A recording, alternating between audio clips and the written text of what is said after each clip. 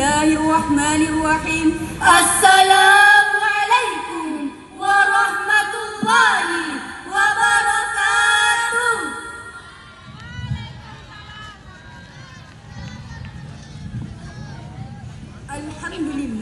Alhamdulillahilladzi nahmaduhu wa nasta'inuhu wa nastaghfir wa na'udzu billahi min syururi anfusina wa min sayyiati a'malina. Man yahdihillahu fala mudilla lahu wa man yudlil fala hadiya lahu. Asyhadu an la ilaha illallah wa asyhadu anna Muhammadan abduhu wa rasuluh. Amma ba'd. Pertama-tama dan yang paling utama, marilah kita senantiasa memanjatkan puja dan puji syukur atas kehadirat Allah Subhanahu wa taala yang mana telah memberikan kita nikmat kesehatan, nikmat kesempatan, terlebih lagi yang namanya nikmat iman dan Islam. Yang kedua, salam serta salawat kepada Nabi junjungan kita, yakni Nabiullah Muhammad sallallahu alaihi wasallam. Allahumma shalli ala Muhammad. Nabi yang telah membawa kita dari zaman naik onta menuju zaman naik Toyota, dari hinanya keterbelakangan dan kebodohan menuju kemajuan dan ketinggian akal pikiran. Ma'asyiral muslimin wal muslimat rahimani wa rahimakumullah. Izinkan kami, saya Fajriani, saya Nuruddin Saputri, dan saya Nur Awalia Ramadhani menyampaikan syarhil Quran yang berjudul Menjadi Pemuda yang Berilmu dan Berakhlak Mulia. Yang terhormat Dewan Juri yang arif dan bijaksana, serta hadirin kaum muslimin sebangsa dan setanah air yang berbahagia.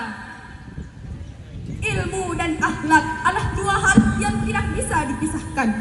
Ilmu tanpa akhlak akan melahirkan kesombongan, sedangkan akhlak tanpa ilmu akan melahirkan kebodohan. Maka pemuda sejati adalah pemuda yang menghiasi dirinya dengan ilmu yang bermanfaat dan akhlak yang mulia. Allah Subhanahu wa taala berfirman dalam Al-Qur'an surah Al-Mujadilah ayat 11 yang berbunyi, A'udzu billahi minasy syaithanir rajim. Aku berlindung kepada Allah dari godaan syaitan yang terkutuk. Bismillahirrahmanirrahim.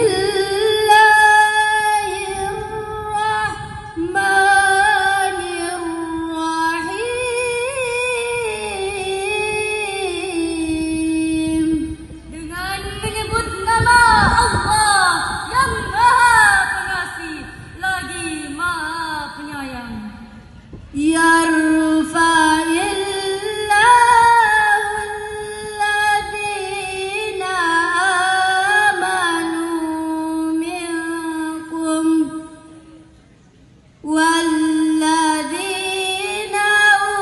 utul ilma darajat.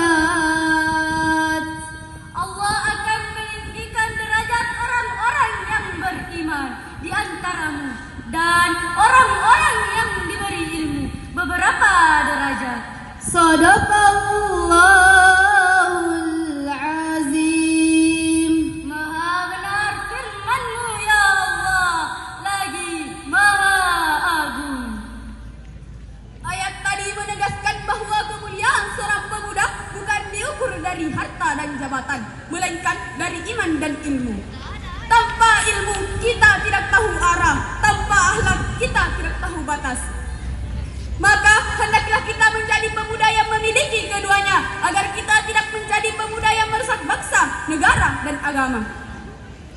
Sesungguhnya ilmu dan akhlak adalah dua sayap yang membawa manusia ke surga. Maka janganlah kamu menjadi burung yang kehilangan sayapnya. Generasi muda adalah generasi harapan bangsa sekaligus tiang agama. Rasulullah sallallahu alaihi wasallam bersabda, khairukum talabul ilmi faridatun ala kulli muslim. Menuntut ilmu adalah kewajiban bagi setiap muslim. Hadis riwayat Ibnu Majah. Hadis ini menegaskan bahwa menuntut ilmu bukanlah pilihan melainkan kewajiban. Maka kapanpun dan dimanapun seorang pemuda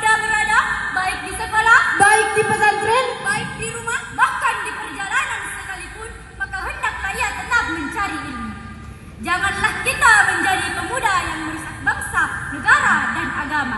Yaitu pertama, pemuda yang berpacaran. Sayang sana, sayang sini, sayang, sayang, sayang, sayang. Cinta sana, cinta sini, cinta, cinta, cinta, cinta.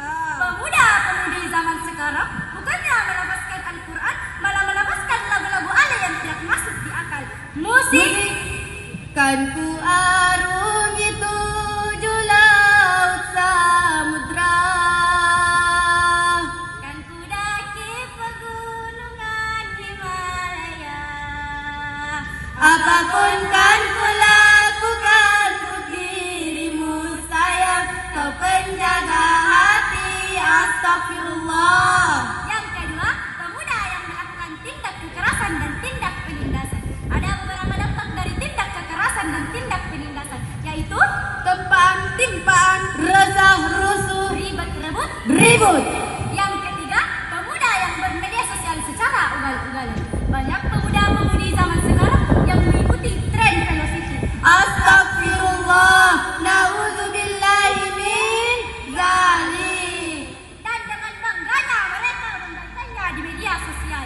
Ada juga pemuda yang dengan bangganya memamerkan skill angkat-angkat ban motornya. Atau istilahnya ngata-ngata. Betul hadirin?